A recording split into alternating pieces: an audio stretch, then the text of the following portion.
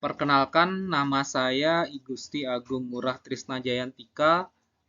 Pada kesempatan kali ini saya akan memaparkan artikel yang berjudul Jahitan, Kajian Etnopedagogik pada Budaya Bali. Oke, pada slide ini nampak bahwa ada dua gambar, yaitu gambar pertama ada Banten, dan yang kedua juga ada Banten, Bapak Ibu. Jadi Banten itu merupakan sarana upacara yang ada di Bali, gitu. Jadi Banten itu merupakan sebuah karya ibu-ibu, di mana proses untuk membuat Banten ini namanya proses menjejahitan. Banten ini juga yang dinamakan sebagai istilahnya adalah jejahitan.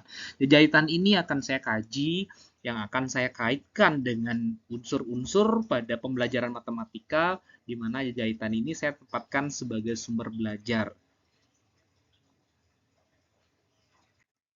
Nah, dalam pembelajaran matematika tentunya etnopedagogi itu kita mengenal istilah yang namanya etnomatematika.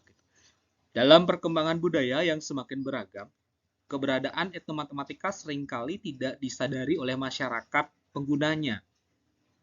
Nah, kenapa? Karena ini disebabkan adanya pandangan bahwa etnomatematika lebih sederhana dari konsep matematika yang dijumpai pada pembelajaran di kelas.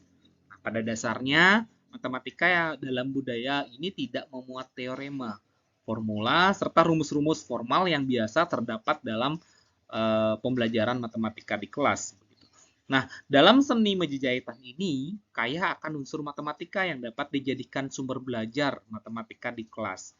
Jahitan di Bali tidak terhingga jumlahnya, dan keberadaannya yang begitu dekat dengan siswa dapat memberikan pengaruh yang sangat vital jika mampu dimanfaatkan khususnya dalam pembelajaran matematika di kelas.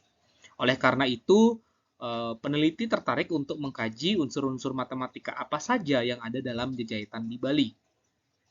Nah, hasil penelitian ini tentu akan menambah kajian etnomatematika pada budaya Bali. Karena kajian ini juga sangat mendukung pelaksanaan pembelajaran matematika di kelas, khususnya pada jenjang pendidikan dasar. Lanjutnya, saya menjelaskan sedikit tentang kajian teoritis. Yang pertama ada tentang etnopedagogik, di mana etnopedagogik itu merupakan pembelajaran yang berbasis etnik, baik digunakan sebagai sumber belajar ataupun sebagai media pembelajaran. Nah, yang kedua, tentu kajian saya kali ini itu terkait dengan jejahitan, di mana jejahitan dalam hal ini merupakan hasil dari suatu aktivitas untuk mendapatkan bentuk-bentuk dari potongan bahan dedaunan seperti busung. Kalau di Bali itu ada namanya istilahnya busung. Busung itu adalah daun kelapa yang masih muda atau janur. Selepan itu adalah daun kelapa yang masih hijau. Ron itu istilahnya adalah daun enau yang sudah hijau warnanya. Kalau ambu itu merupakan daun enau yang masih muda dan berwarna putih. Kalau ental atau lontar itu merupakan daun dari pohon ental masih muda dan melalui proses pengeringan. Nah, yang ketiga itu ada tentang geometri. Geometri merupakan cabang matematika yang pelajari sifat-sifat, ukuran, bentuk, dan hubungan benda-benda geometris dalam ruang. Oke, kita berlanjut ke metode. Jadi metode yang saya gunakan dalam penelitian ini merupakan metode penelitian kualitatif yang bertujuan untuk mengkaji etnopedagogik pada jejahitan di Bali yang dapat diintegrasikan pada pembelajaran matematika di kelas. Penelitian ini dilakukan di Desa Dalung yang melibatkan 3 orang ibu-ibu di Desa Dalung. Nah, data penelitian ini dikumpulkan dengan teknik wawancara, dengan observasi, serta dokumentasi. Nah, mengacu pada Sugiono, analisis penelitian ini menggunakan 3 tahap, yaitu reduksi data, penyajian data, serta penyimpulan data. Kita langsung ke hasil penelitian. Dari hasil saya mendapatkan 4 bahan, 4 objek di jahitan yang sangat berkaitan erat dengan matematika, khususnya geometri. Yang pertama ada yang namanya ceniga. Ceniga itu gambarnya seperti itu, di mana itu saya sudah gambarkan atau pertebal dengan persegi yang berwarna trapesium yang berwarna hitam, di mana unsur dari sini kita bisa melihat bahwa unsur-unsur trapesium sama kaki dalam hal ini itu memiliki sisi yang berhadapan sama panjang dan memiliki sepasang sisi yang sejajar. Oke, yang kedua ada ceper. Ceper ini dibuat oleh ibu-ibu dan berbentuk persegi, di mana masing-masing sisinya ini sudah sama panjang. Kenapa? Karena biasanya ibu-ibu membuat ceper ini mereka membuat ukurannya dulu. Jadi satu-satu ukuran misalkan panjangnya sekian.